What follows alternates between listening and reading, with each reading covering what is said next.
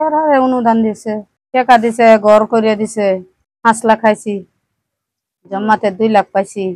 আরো মালসা বানা দিছে, এই ঈদের মধ্যে চাউল টাউল দিছে, ডাল দিছে, চিনি দিছে। খোঁজখবর নিচ্ছে, কিছু অনুদানও দিতেছে, ডিজিটালে টাকা পয়সাও দিতেছে, কিন্তু টাকা পয়সায় তো আর আমার জীবনে শান্তি আসে না, আমার সন্তান ফিরে দিতে পারে না। টাকা পয়সা দিতেছে, ঘর দিচ্ছে, কিন্তু ঘরে তো আর আমার ঘরে শুয়ে থাকলে আমার খাবার আসবে না। আমার যে ছেলে আছে, তখন যে সরকার আছে, এই সরকারে আমার ছেলেকে নগদে তারে একটা ইনকামের ব্যবস্থা করে দিত। আমি তার কাছে আমার ওইটাই দাবি। কারণ পরবর্তীতে সরকার আসলে আমরা দেখে কি না দেখে, খোঁজখবর নেয় না না নেয় তাও তো আমরা জানি না।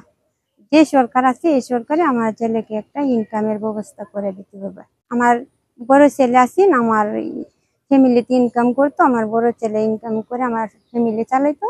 তখন আমার এই ছেলে নাইগা, ছোট ছেলে পড়ালেখা করবো না, আমার এই ফ্যামিলি চালাইবো। আমার যেহেতু আমার ছেলের সামনে নাই, আমার মা বলে কেউ ডাক দেয় না।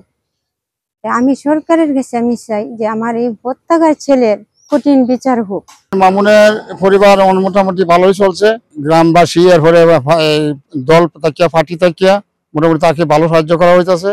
আমরাও উপকৃত এটার জন্য আমরাও তাদেরকে মানে সাহায্য সম্বল করা, দেখশুন করা, আমরা সকলেই এদের পিছনে আছি। জেলা পরিষদ থেকে শহীদ পরিবারের জন্য অনুদান ছিল, এটি অবশ্য বেশ কিছুদিন আগে আমরা সম্পন্ন করেছি।